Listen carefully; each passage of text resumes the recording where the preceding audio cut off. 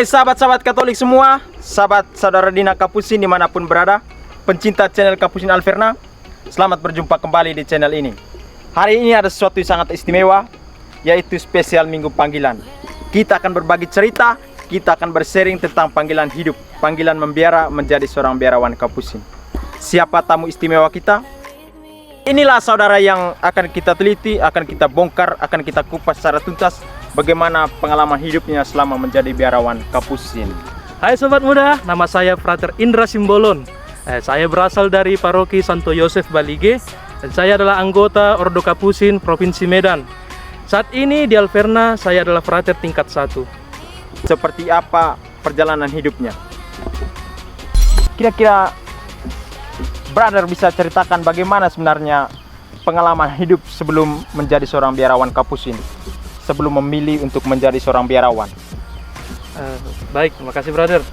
Jadi ya sebelum saya memutuskan menjadi seorang Kapusin, ya saya menjalani kehidupan ya seperti normalnya orang-orang pada umumnya ya. Setelah lulus SMA, saya melanjutkan pendidikan ke perguruan tinggi.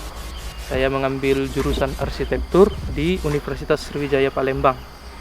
Lalu saya menempuh studi di situ selama 5,5 tahun. Ya memang tidak lancar ya. Normalnya 4 tahun kan. Iya. Tapi saya ambil 5,5 tahun ada masalah. Ya biasalah. Setelah lulus nganggur 1 tahun. Setelah menganggur 1 tahun akhirnya saya dapat pekerjaan. Lalu saya bekerja selama 4 tahun. Ya di bidang ya masih dekat-dekat dengan jurusan yang saya ambil. Masih dekat-dekat dengan jurusan arsitektur itu ya? Ya, saya Iya. kerja di kantor konstruksi ya, kantor kecil-kecilan di kabupaten. Jadi perusahaan ini mengerjakan proyek-proyek pemerintah daerah gitu. Jadi selama bekerja itu ya bisa dikatakan sudah sempat menikmati sedikit nikmat dunia lah gitu. Ya, jadi tahun 2018 ya, saya putuskan untuk masuk ke Ordo Kapusin. Sudah mendapat pekerjaan di luar sana, sudah menikmati hidup duniawi. Saya rasa secara pribadi juga saya menyadari sesuatu yang indah. Iya. Tetapi kira-kira bagaimana sebenarnya? Kenapa tertarik menjadi biarawan? Ya, sebenarnya begini ya. Dari kecil memang sudah tertarik ingin menjadi imam gitu. Tapi di masa remaja itu sempat terkubur keinginan itu. Ya mungkin karena gejolak masa muda lah ya, masa puber. Ya pengen ini, pengen itu. Jadi keinginan di masa kecil itu ya terkubur. Keinginan di masa kecil itu ingin menjadi imam itu berawal dari kebiasaan ayah saya yang selalu membawa saya dan adik-adik saya mengunjungi pastoran, susteran seperti itu. Jadi di masa kecil saya itu saya bisa dibilang banyak bergaul sama suster, pastor, frater gitu. Jadi itu kenangan masa kecil itu mungkin itulah yang kalau saya refleksikan itu merupakan awal dari bisikan Tuhan pada saya untuk memanggil saya. Tapi seiring berjalannya waktu panggilan itu meredup, lalu kembali muncul ketika saya sedang menjalani studi di perguruan tinggi itu.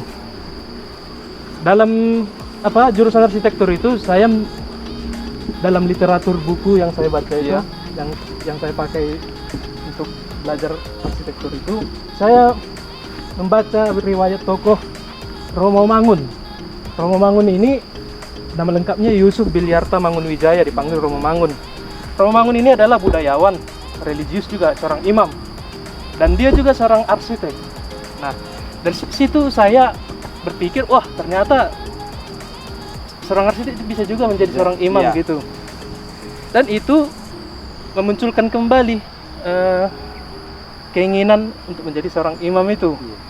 Akhirnya mulai mencari-cari informasi tentang kehidupan selibat di internet kan. Ketika ada akses internet, saya menggunakannya untuk mencari informasi tentang itu. Ya, jadi kurang lebih seperti itulah latar belakangnya. Luar biasa dinamika panggilan itu. Dari kecil, setelah menginjak remaja sempat hilang, tapi ketika menjalani pendidikan di perguruan tinggi muncul kembali Ya, dan dimotivasi oleh seorang Romo Mangun ya. Ya, Ya, seorang arsitek juga, seorang seniman. ya. Saudara saat ini sudah mengalami dua sisi kehidupan. Mana keistimewaan dari kehidupan membiara dan juga keistimewaan hidup di luar biara seperti apa? Oh iya, berdasarkan pengalaman saya pribadi, ya. iya. Ya kalau kehidupan di luar sana ya bebas ya, dibandingkan dengan kehidupan di dalam biara bebas. Yang artinya yang membuat peraturan dan yang membuat apa kita ini harus bagaimana ya kita sendiri gitu. Jadi sementara di biara itu kan kita harus tunduk pada aturan yang berlaku dalam tata harian hidup kita, khususnya dalam hidup doa juga kan. Nah, ya, yang istimewanya di biara itu tadi keteraturan dalam keseharian, dalam jadwal harian itu semua sudah tertata rapi, sudah disusun, kita tinggal mengikutinya gitu. Dan juga dalam hal hidup doa lebih terjamin dalam hal ini disediakannya waktu-waktu untuk ibadat, tinggal kita melaksanakannya ya. Sementara di luar ya ketika dari apa yang saya alami ya hidup doa saya ya hampir tidak terpelihara sebenarnya. Ya mungkin karena saya fokus bekerja jadi berdoa pun tidak sempat, bahkan doa makan pun tidak ingat. Bahkan menurut saya udah hebat lah kalau sekali seminggu ke gereja gitu kan ya, pada hari minggunya gitu. Iya. Udah hebat menurut saya itu. Lalu dalam hal keteraturan hidup ya kurang teratur hidup saya ketika di luar sana. Ya artinya saya membuat aturan main saya sendiri kan. Ya akhirnya jam tidur pun berantakan, jam istirahat berantakan. Lalu saya lebih memporsikan jam kerja saya, artinya fokus untuk mencari penghasilan kayak gitu. Jadi itu membuat ya kesehatan jadi menurun. Ya artinya diri sendiri tidak diperhatikan, padahal kita fokus mencari penghasilan untuk diri kita, padahal kesehatan diri kita kurang. Gitu. Jadi banyaklah hal-hal yang saya alami yang membuat saya merasa hidup di biara itu istimewa gitu loh. Nah setelah saya menjalani kehidupan di biara ini ya saya akui hidup saya sudah lebih teratur sekarang. Ya saya merasa lebih damai juga ya, karena memang kalau misalnya kita ini kurang beristirahat juga kita ini pikiran kita agak sedikit kacau. Ya artinya kalau badan kita kurang sehat, pikiran kita juga tidak akan sehat itu. Ya. Sudah menceritakan banyak hal tentang perjalanan hidup panggilan, bagaimana hidup di luar, bagaimana juga hidup di dalam biara. Ya. Ada pertanyaan yang masih perlu dipertanyakan ini. Ya. Iya, secara umum kita tahu bahwa bukan hanya Kapusin di dunia ini ya. Iya, ada hidup bakti. Iya, dalam lembaga hidup bakti. Ada projo, Iya. ada konventual, Iya. iya. Dan juga ada SPD dan juga yang lain OSC, CMF. Iya. Mengapa harus memilih menjadi Kapusin? Nah, sebenarnya ini jawabannya simple sih. Iya. Ya karena memang orde yang pertama saya kenal itu Ordo Kapusin. Iya. Karena pastor yang melayani di paroki kami itu berasal dari Ordo Kapusin.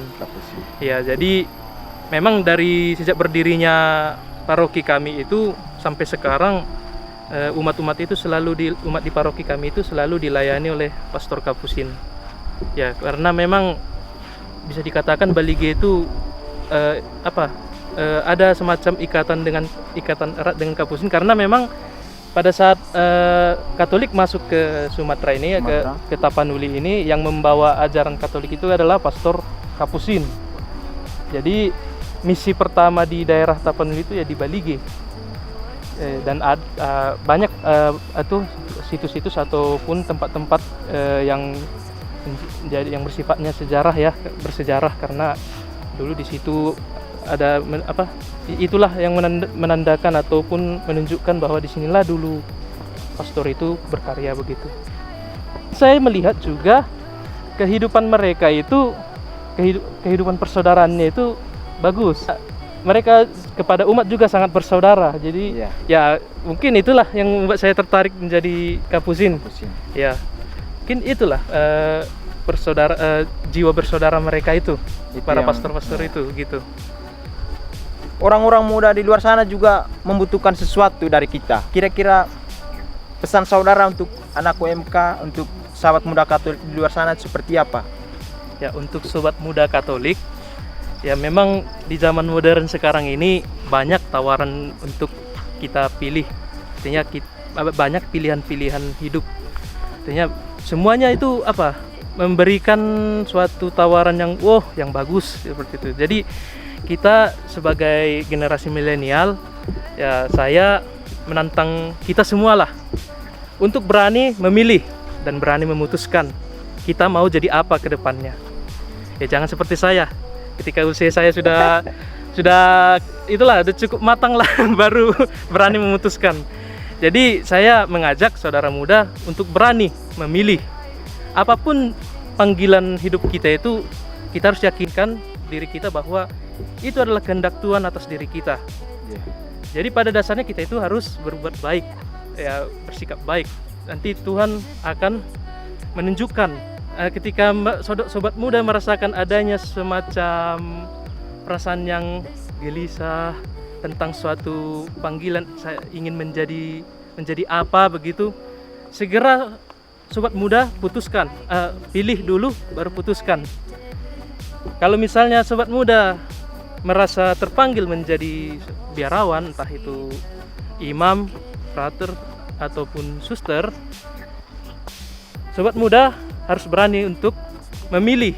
Berdasarkan sharing ini, saya sudah men-sharingkan pengalaman saya, dan semoga sharing saya ini bisa membantu sobat muda untuk mulai memikirkan hidup sobat muda sendiri.